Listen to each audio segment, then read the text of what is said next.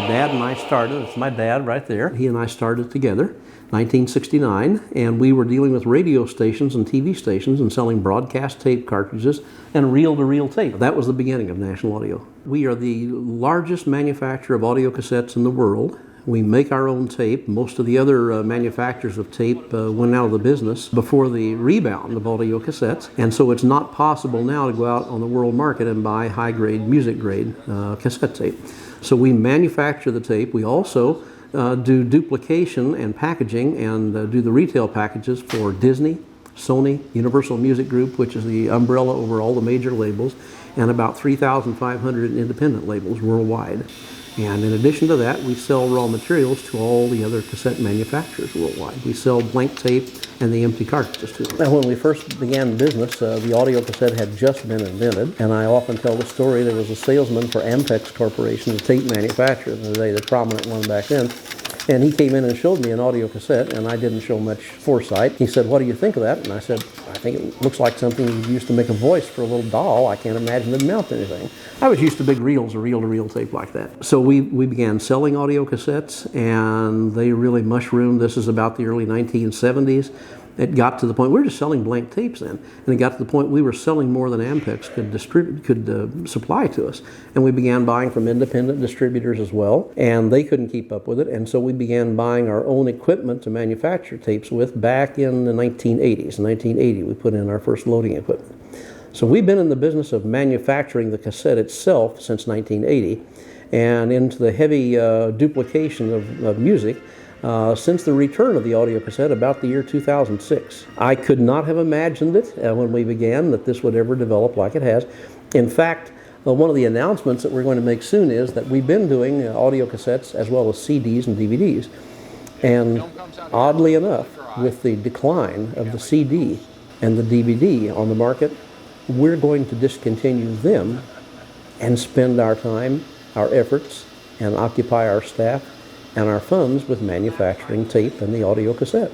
Sounds counterintuitive, but that's the way it is. I would have never imagined when the CD ran the cassette out of the music industry in about the late 90s and early years of the 2000s that would happen, but now it's the other way around. And the only two formats growing in the commercial music industry are vinyl records and audio cassettes.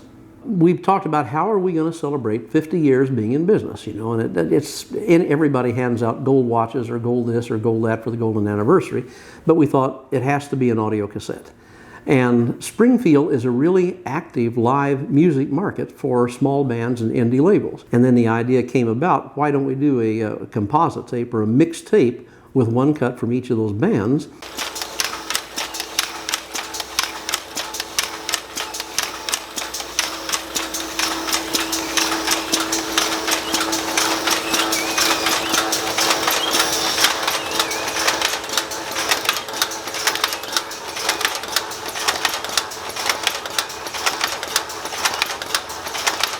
And turn this out in honor of Cassette Store Day. So that's what's coming up here right away.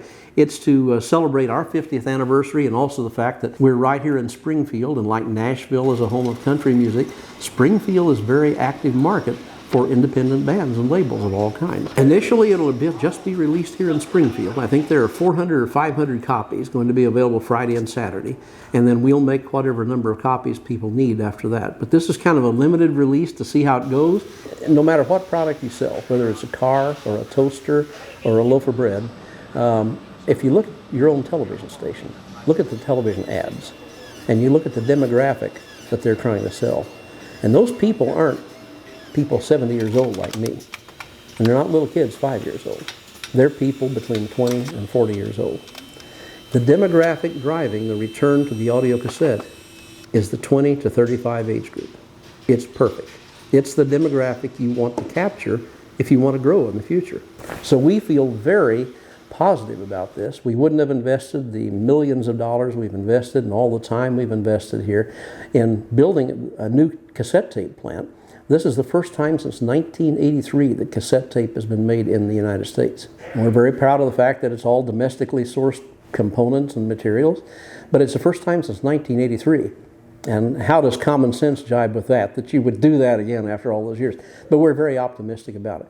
The fact is, the problem we have right now is getting enough of the raw materials we need and just having the time to build the equipment up and get it back online and manufacture enough tape to supply everybody.